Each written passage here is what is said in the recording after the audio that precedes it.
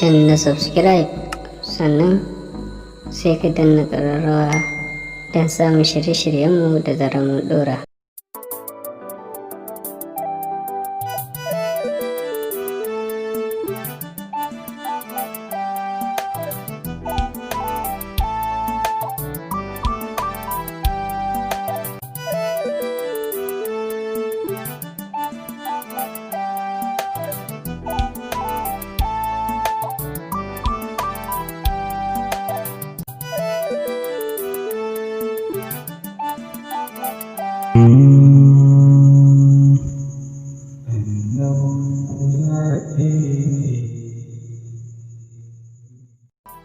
Assalamu alaikum warahmatullahi wabarakatuh. Cikin wani shiri mai suna annabi guda ɗaya. Za mu zo wani sabon shiri Allah cikin ikonsa ya ƙara yarda mun ƙara yin wani sabon bako ɗaya ne daga cikin 'yan uwanmu masoya manzon Allah sallallahu alaihi wasallam, wadda zai gabatar mana da girma na manzon Allah sallallahu alaihi wasallam. Malam Umar Ismail mai ta annabi, ɗaya daga cikin 'yan makarantar Mujamma'ul Ashabul Kahf warraƙi a babban bakon mu. Barka da zuwa wannan fili mai albarka. Assalamu alaikum wa rahmatullah. A'udhu billahi minash shaitanir rajim. Bismillahir rahmanir rahim. Wa sallallahu ala sayyidina Muhammadin wa ala alihi wa sahbihi wa sallam bi sunnati wa tahjana bihi ila yawmiddin. Innamal a'malu binniyati wa innamal likulli imrin ma nawa. Dan wani masoya Annabi sallallahu alaihi wasallama ne muku sallama irin ta addinin musulunci. Assalamu alaikum wa rahmatullahi wa barakatuh. Wadda mai gabatarwa yace za a ja hankali ko a tunasar da mu akan abin da ya shafi girma na annabin Allah sallallahu alaihi wasallama. Kamar yadda muka sani, girman Annabi sallallahu alaihi wasallama abu ne wanda yake mai girman gaske, wanda hankali ba zai iya kiyayewa ba ko kuma tunani ba zai iya kididdigewa ba.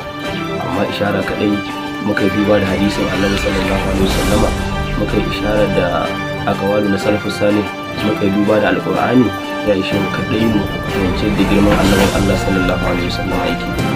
Ta tabbata cewa Allah subhanahu wataala a inda yake gona annabin Allah sallallahu alaihi wasallama da girman kadarinsa, Allah subhanahu wataala ya sana'i ga annabi sallallahu alaihi wasallama yake ce masa wa innaka la ala khuluqin azim. Ya rasulullahi, lalle kana da dabi'u kyawawa. Dabi'a kyawawa ita ce take cika mutum. Dukkanin mutum idan ya zama ba shi da dabi'a mai kyau, ba shi da hali mai kyau, bai zama kamilin cikakken mutum ba. Ana Aisha, Allah ya daidaita hadisin da Bukhari da Muslim suka rawaita. Annabi sallallahu alaihi Aisha ake tambayar ta akan dabi'a ta manzon Allah sallallahu alaihi wasallama. Ana Aisha take cewa kana khuluquhu alqur'ani. Dabi'ar manzon Allah sallallahu alaihi wasallama alqur'ani ne. Wato abinda Annabi sallallahu alaihi wasallama yake aikatawa da abinda Annabi sallallahu alaihi wasallama yake umarni da shi a bayuwantan alqur'ani yake. Dabi'an Annabi sallallahu alaihi wasallama yadda ya zauna da mu'amalansa da iyalinsa, da yadda ya zauna da sahabbansa, da yadda ya zauna da ƙananan yara, da yadda ya zauna da miskinai. Annabi sallallahu alaihi wasallama ya yi rayuwa da su rayuwa a bakoyi. Sai na Anas dan Maliku, Allah ya yarda da shi, yake cewa khadamtu rasulullahi 10 sinina. Yace na zauna da manzo Allah sallallahu alaihi wasallama tsawon shekara 10. Walam naqul li ufi, bai taba gaya min wata magana wadda za ta zamo ta bata min rai, ko kuma ta yi min wata magana wadda ta kama da wata magana da za ta zamo abu aibatawa. Annabi sallallahu alaihi wasallama daga cikin ɗabi'unsa masu kyau shine ya hamilul kulla, yana ɗaukan dukkanin wani abu da aka yi masa na wauta ko na ba daidai ba. Annabi sallallahu alaihi wasallama ya rayu a cikin garin Makka, ya rayu a cikin garin Madina. Annabi sallallahu alaihi wasallama a cikin garin Makka da ya rayu ya haɗu da wauta ta mushrikan wannan lokaci, wanda wasu sun musulunta, wasu su basu musulunta ba. Annabi sallallahu alaihi wasallama wata rana a cikin garin Makka, saboda kyawu na ɗabi'u irin na Annabi sallallahu alaihi wasallama, yana gida tare da sayyidina Abubakar Siddiqu, kamar yadda Al-Maliki ya kawo a cikin littafinsa Muhammadu Rasulullahi shafi na 172, yake cewa Annabi sallallahu alaihi wasallam yana zaune a cikin babinsa na akhlaqun nabi. Annabi sallallahu alaihi wasallam yana zaune a cikin gida, sai Ummu Jamila matar Abu Jahal sai ta shigo cikin gidan Annabi sallallahu alaihi wasallama. Da ta shigo ta tarar da Annabi sallallahu alaihi wasallama, ta tarar da sayyidina Abubakar a zaune. Manzo Allah sallallahu alaihi wasallama yana zaune a wajen, amma sai Allah subhanahu wataala sai ya boye manzon Allah da barin ganin idanta. Huwal ghaibul sirru. Annabi sallallahu alaihi wasallama yana zaune, amma Ummu Jamila bata ganshi ba. Sai ta shigo gidan, take cewa sayyidina Abubakar Siddiqu, ina abokinka? Sai ce mata, abokina baya nan, kuma manzo Allah sallallahu alaihi wasallama yana gurin. Ummu Jamila sai take ce masa, idan yazo zan faɗi sako, in yazo ga masa, wa wallahi la inni la sha'iratu. Idan yazo ka ga masa ni mawaƙiya ce, wato za ta faɗi wani abu a gaya manzo Allah, saboda Allah subhanahu wataala akan kare manzo Allah ya saukar da suratul lahabi tabbata da kenan an ce masa wamra'atu hammalatul hadabi ita ma ya wuta ce da matarsa. To shine ummu jamilan ta zo gidan manzo Allah sallallahu alaihi wasallama dan ta yardi, take yin wani baiti take cewa muzammiman asina wa amruhu qalina wa amruhu qalina wa dinuhu abina. tace ka zo in ya zo ka gaya masa al'amarin sa ba za mu ba, addinin sa mun ki, lamarin nasa ma abun watsi. Ta faɗi bakan magana, manzo Allah na gurin. Bayan ummu jamila ta fita ta ɗau dutse cewa wallahi la darabtu fahu bi hadal hajari, wallahi dan illa na gan shi zan jefe shi da wannan dutsen, wato za ta fasa masa baki. Amma manzo Allah sallallahu alaihi wasallam saboda dabi'a ta sa mai kyau, saboda halin annabi sallallahu alaihi wasallam kyakkyawa, manzo Allah sallama bayan ta fita mala'ika jibril izo gurin manzo Allah yace me ake so a musu, manzo Allah yace a kyale su ba san ko wane ne ba. Wato wannan abin karatun yana nuna mana cewa lallai dukkanin abin da zamu yi a rayuwa mu zamto masu koyi da manzon Allah ta bangaren hakuri. Annabi sallallahu alaihi wasallama wata rana a cikin garin Makka, kafiran Makka suka haɗu domin su kirkiri wata hanya da za su iya kure manzon Allah sallallahu alaihi wasallama. Annabi sallallahu alaihi wasallama mutanen garin Makka akwai Asi dan Wailu, akwai Abu Jahali, akwai Utbatu bin Rabi'a. Su uku suka shirya cewa bari su je gurin Annabi sallallahu alaihi wasallama, wannan al'amarin da suke yi na manzon Allah da Annabi sallallahu alaihi wasallama yake kira akai su kawo ƙarshen lamarin Annabi sallallahu alaihi wasallama. Sai suka ce to Annabi sallallahu alaihi wasallama za su zo masa tambayoyi guda uku, idan Annabi sallallahu alaihi wasallama ya amsa wannan tambayoyin to ya tsira, idan kuma bai yi ba to za su yi mubahala, zai ajiye kiran da yake na Allah. Annabi sallallahu alaihi wasallama bai san da shirin su ba, kafaran Makka suka je suka shiryo su uku, sai ɗaya suka zo suka tambaye manzon Allah sallallahu alaihi wasallama akan ruhi, akan kai ashabul kafi. Allah subhanahu wataala nan saboda girma na manzon Allah a gurin Allah subhanahu wataala a lokacin Allah ya tura malaika Jibril ya ringa ba manzon Allah sallallahu alaihi wasallam labarin ashabul kafi, dan me ji da Allah da manzon Allah yake yi. Allah yana ji da manzon Allah ya kubutar da manzon Allah daga sharrin su. Allah subhanahu wataala ya ga masa sab'atu wa faminhum kalbun, su bakwai ne karansa na takwas. Qurrafi a'lam bi iddati ma ya'lamu illa qalil. Allah shi ne san adadin su. Ma ya alamu wancan ma din ba ma lafiya bace ba, mace da ake ce mata ba na ma lafiya bace ba kuma musula bace, mace kai musula na min zan kawo min ta mumzi'a. To Annabi sallallahu alaihi wasallama Allah subhanahu wataala ya bashi labarin ashabul kahf don kubutar da manzon Allah, dan ji da shi da Allah yake. Annabi sallallahu alaihi wasallama sai kare masa tambaya ta biyu, suna tambayar sa akan ya ajuja wa ma'ajuj. Shi ma Allah subhanahu wataala da cikin suratul kahf Allah ya kare kubutar da manzon Allah, inna ya ajuja wa ma'ajuj mufsidina fil ardi. Allah sai ya kubutar da manzon Allah kan wani, sai suka tafi manzon Allah ya salunaka an ruhi, sai Allah ya ce, sai manzon Allah ya ce musu to al'amarin ruhi yana gurin ubangiji, ko je sai wahayi ya sauka. Allah bai ce manzon Allah komai ba. Suka tafi suka ƙara dawowa gobe, suka ƙara dawowa sai da aka kwana 40 wahayi bai sauka a gurin Annabi sallallahu alaihi wasallam. Da suka ƙara da suka fara faɗin manzon Allah inna rabbahu wadda'ahu, Allah ma ya rabu da shi, Allah sama ya kyale shi, wato cewa kamar ai dama ikirarin da manzo Allah yake kamar ikirari ne na fita ne kawai, hira ce. Allah subhanahu wataala saboda jidda manzon Allah da yake, Allah ya turo da aya, ya turo malaika ya cewa ma wadda aka rabbuka wa ma qala, ubangijinka bai rabu da kai ba kuma bai nisanta da kai ba, wal akhiratu khairul laka min al-ula. Al-qiyama a ran lahira za a gane kowa ya kai ya rasulullahi, a nan kiyama za a fahimci wane ne kai annabin Allah sallallahu alaihi wasallam. Annabi sallallahu alaihi wasallam cika ta ɗabi'a na Annabi sallallahu alaihi wasallama tausayi na al'ummarsa.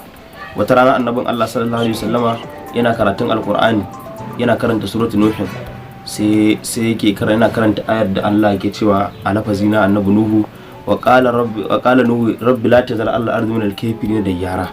Ya ubangiji, saboda annabi nuhu da yayi kiran mutanen suka ibinsa, sai annabi nuhu ya ce to Allah ni na gaji, abinda zaka yi la tazal al-ardi min al-kafirin dayyara, Allah kada ka bar gidan kafiri guda ɗaya a duniya. Ya ubangiji innaka in tadarhum, ya ubangiji idan ka kyale su a duniya za su ci gaba da barna, ya dullu ibadaka kuma za su batar da bayanka, wala ladu illa fajiran kafara, kuma ba za su haifi kowa ba sai fajiri fitinanne irin su. To da haka ubangiji hukuncin da zaka ka halakar da su gaba daya. Manzo Allah da ya zo kan wannan aya sai ya fashe da kuka, so shi manzo Allah tausayin al'ummarsa. Annabi Nuhu kira da da ya gaji al'ummarsa suka ibi, annabi Nuhu sai ya roki Allah subhanahu wataala akan ya halakar da su. Annabi sallallahu alaihi wasallama yana tuna wannan sai ya fashe da kuka, sai Allah ya turo mala'ika Jibril, saboda babu wanda Allah yake rarra shi sai manzon Allah, babu wanda Allah yake kishi sai Annabi Muhammad sallallahu alaihi wasallama. Allah wannan ɗabi'a na manzon Allah ne, tausayawa al'umma da kuma tausayin mutane. Allah ya turo Jibrilu wurin manzon Allah sallallahu alaihi wasallama, wanda a ƙasan tafsirin kamar da Ibn Kathir ya kawo, a juz'in sa na 4 karkashin suratul duha karkashin ayar wala sawfa yutika rabbuka fatarda ya kawo wannan jawabi cewa Allah subhanahu wataala sai ya turo manzo Allah sallallahu alaihi wasallam mala'ika dan ya tambayi manzo Allah sallallahu alaihi wasallam me yasa annabi kuka ba dan Allah bai san abin da yasa manzo Allah kuka ba. Allah ya turo mala'ika gurin annabi sallallahu alaihi wasallam domin a nuna mana karfin kulawa da Allah yake da manzo Allah. Mala'ika Jibril na zuwa gurin manzo Allah ya ce masa ma ya biki ka ya Muhammad sallallahu alaihi wasallam, yace me yasa kuka ya Muhammad? Sai manzo Allah sallallahu alaihi wasallam sai ya ga masa ummati al'ummarsa, ya karanta masa ayar da ya karanta ta suratul nuh. Annabi sallallahu alaihi wasallam mala'ika Jibril ya ƙara koma gurin Allah, igaya wa Allah ga abin da ya sa manzo Allah sallallahu alaihi wasallam kuka. Mala'ika Jibrilu ya ka Allah ya ƙara turo shi gurin manzo Allah, yace in ka je ka gaya masa inna lanardiyannaka fi ummatika wa la nasuka, mun yadda da kai akan al'ummarka kuma ba za mu saba maka alƙawari ba. Kuma a gaya maka ya Rasulullahi wala sawfa yutika rabbuka, ubangijinka zai baka ya Rasulullahi fatar ba har sai ka ce ya ishe ka. Allah zai baka ba al'ummarka bace, za a baka yarda akan al'ummarka, za a baka ceto akan al'ummarka ya Rasulullahi. Allah kuma ya ce wa Annabi sallallahu alaihi wasallama alam yajidika yatiman, shin ba mu ne muka same ka a san da kake maraya ba? Fa'awa ya Rasulullahi, kuma muka kosar da kai, ko kuma muka kula da ce mana waje da ka balan, ba mu ne muka same ka a san da ka bata ba. To batan ba ana nufin bata na rashin shari'a ba wai da manzon Allah a bace yake a barin shari'a ba, a'a Allah yana nufin waje ka balan, mu ne muka same ka a san da ka bata. Wato akwai wata lara ta mutanen garin Makka, duk lokacin da mutum ya doguwar tafiya ko yanzu ka je garin Makka, kafin ka je gidanka masaukin ka sai kai sallar raka'a 2. Halimatu Sa'adiya sai ta dau Annabi sallallahu alaihi wasallam ta bar shi garin Sa'adu.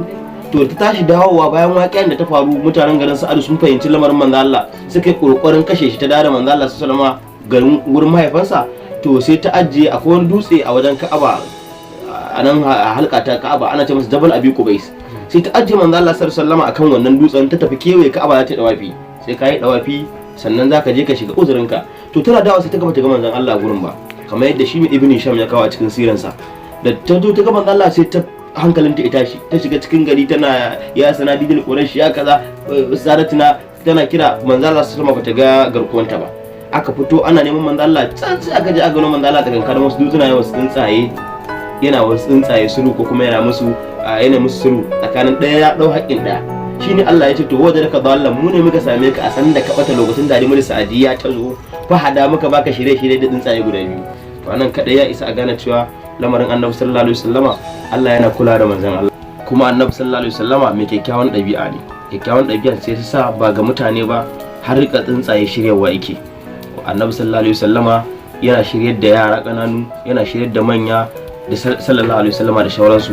Wannan kadai ya ishe mu fahimci a takeice mu fahimci lamarin Annabi sallallahu alaihi wasallama mai girma ne. Aqulu qawli hadha wa astaghfirullahi li wa lakum. Wassalamu alaikum wa rahmatullahi ta'ala wa barakatuh. Alhamdulillah, abin da ya sami kenan a wannan shiri. Malam muna godiya, Allah ya saka da alkhairi. Assalamu alaikum wa alaikum salam. Alhamdulillah, abin da ya sami kenan a wannan shiri, inda kuka ji malam ya tattauna mana akan girma na manzon Allah sallallahu alaihi wasallam da kyawun ɗabi'a irin ta manzon Allah sallallahu alaihi wasallam. Sai kuma satin gaba idan Allah ya kai mu, inda za ku ji mu dauke da wani bakon Allah yadda a cikin shirin namu mai suna Annabi guda ɗaya ne. Ni da na gabatar Sadi Muhammad Ahmad, wadda kuka fi sani da Sadin Annabi na CD, nake muku sallama irin ta addinin musulunci. Assalamu alaikum warahmatullahi wabarakatuh. Sai kuma satin gaba in Allah ya karasa da mu.